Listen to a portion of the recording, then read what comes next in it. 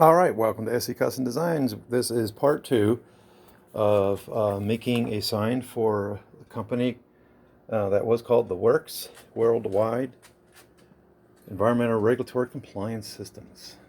There is a sign back there, 6 to 7 pounds of glass, approximately $2,000. I was told to make that sign, and there was a suggestion to make a table for an office for the gentleman that started the works. His name is Lou DeSarbo. And so we're making a coffee table. I chose to use very strong wood, oak. This is red oak to be specific. And these are going to be the side panels that you see here. Okay, so I've already planed the one sides of the pair, which I'm going to biscuit joint together. Stay tuned for that episode. I recommend that you do a simple thing like BB. That means these belong together. This is AA. All right, so just a little, whatever your system is, get one so that your boards don't get mixed up. When you're joining wood together, you want to make sure that they at least look similar. And so that's very important to do. Looks like we're going to have to do some jointing. I did get my jointer set up. I'm not 100% satisfied with it, but I got my new knives on there. We used this system to bring the knives up parallel with the outfeed table. All right, so this was pretty much a no-brainer. This is from Rockler. Looking to get sponsored by Rockler. I got lots of Rockler tools through the years. So this is the magnetic jointer jig, and so that's what I use there. But like I said, oh, and also I found a company online that does old manuals, because this Jet 6-inch jointer is quite old. I don't know what date we might have on it somewhere, but at any rate, really happy with it. I made a outfeed area for sucking up the dust. Made this custom piece here that sits in there and holds this.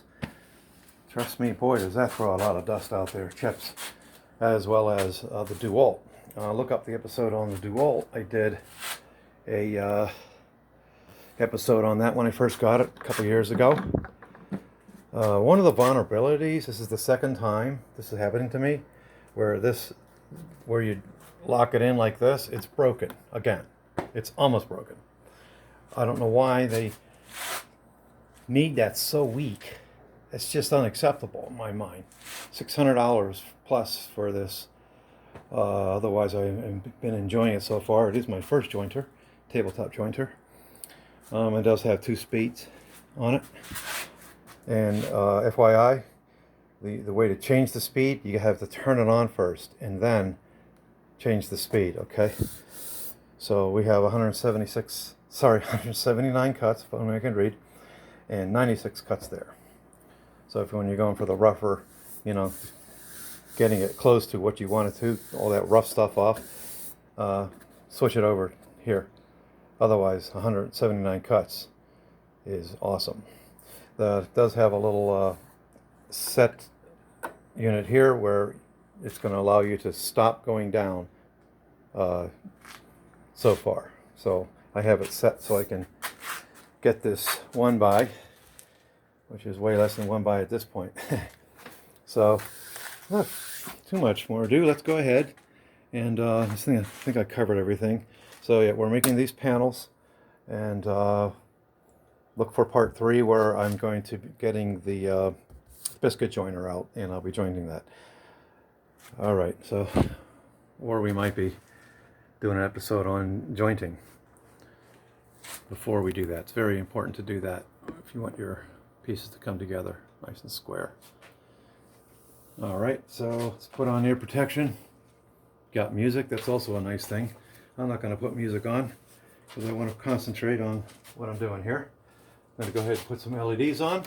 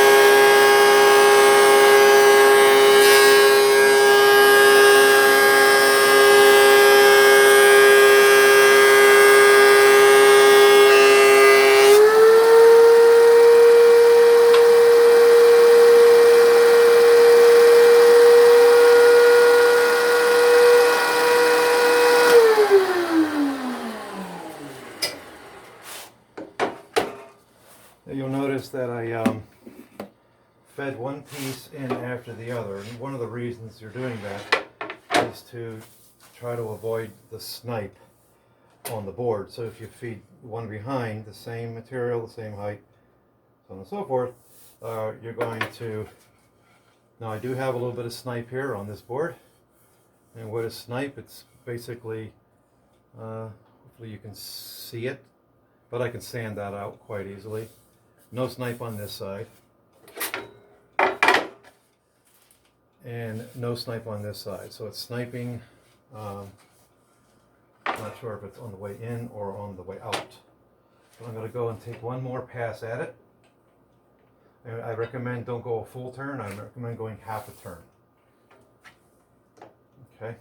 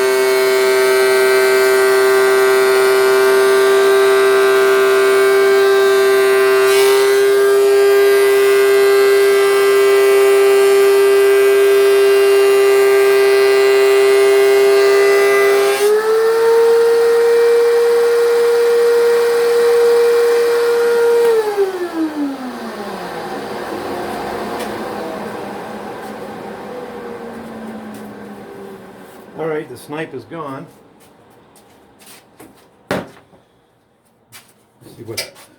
See what you can see here.